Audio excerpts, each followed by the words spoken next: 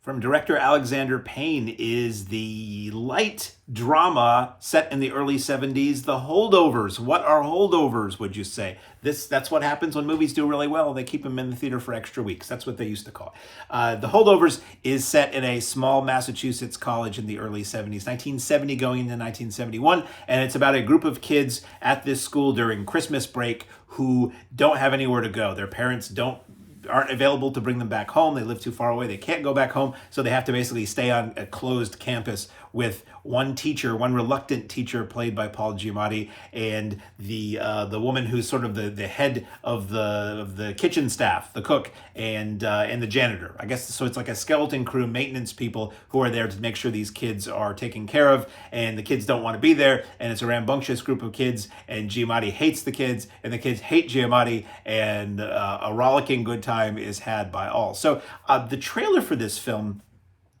was really weird to me. The trailer was trying to make it look like a 70s movie trailer, but in the way that a lot of things that try to evoke the past do, you got it completely wrong. Like, it felt like trying to be like a Grindhouse trailer, like the Tarantino and Rodriguez film. But even the trailers in Grindhouse, they were trying to look like theoretical trailers of the past, but they didn't feel like trailers of the past. Like, they kind of got it wrong. Like, the narration was too aggressive and the visual style wasn't quite right. And the trailer for The Holdovers did that. So I thought this movie was going to be like that, and it made it look like not a good movie. So I went in, and sure enough, it starts off with a little bit of film grain, a little bit of film speckling, and a retro-looking opening title sequence, and a retro-looking version of the film studio logos and all that, which I thought was kind of neat. And then it kicks in, and the film stock, or the color grading, let's say, makes it look like a film from the early 70s. And it's shot like a film from the early 70s and scored with music like a film from the early 70s, and in all the best ways. It doesn't hit you over the head with the era. So many films are saying, okay, it's set in the 60s, we're going to have hippies, and people are going to say, fight the war, man, and peace, and pictures of Nixon, and they're going to hit you over the head with artifacts of the era. This movie doesn't do that. People look like they did back then. People, some of the decor looks like it did back then. Occasionally on a TV or a radio, you'll hear something, but it's not like, this is 1970.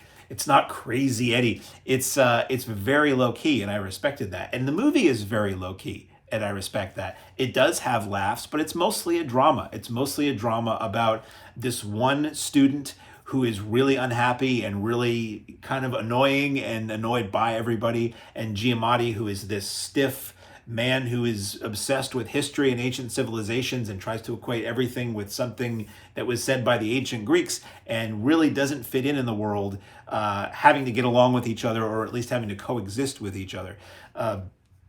Being from where I grew up and where I'm from, I thought it was very cool. And there were locations I recognized. I lived in the greater Keene, New Hampshire area for many years, and not far from that was a college or prep school or university called Northfield Mount Hermon. And a lot of this film was shot there in Northfield, which is also where the Northfield Drive-In is.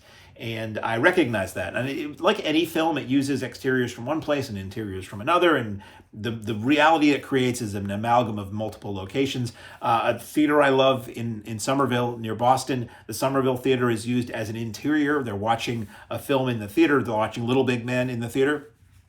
And they leave the theater, and you see the exterior of the Orpheum Theater in Boston. So it's a compilation of various places, but it evokes the time and the place so wonderfully.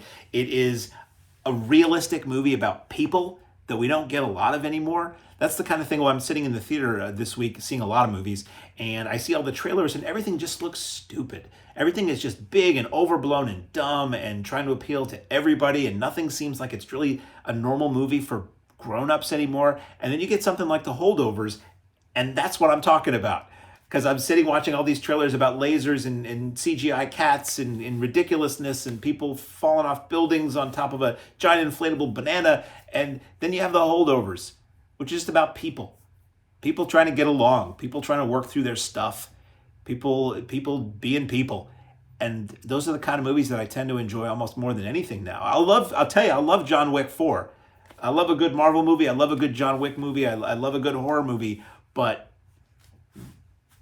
stuff that are just realistic films about people that you can relate to, that you can relate to the situations where nothing like wild and crazy and outrageous happens in the film.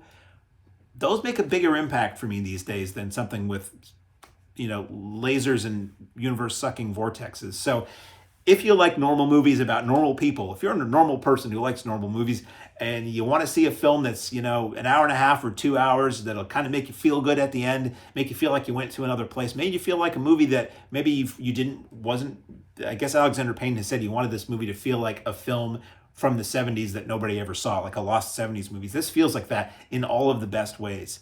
In theaters now, The Holdovers.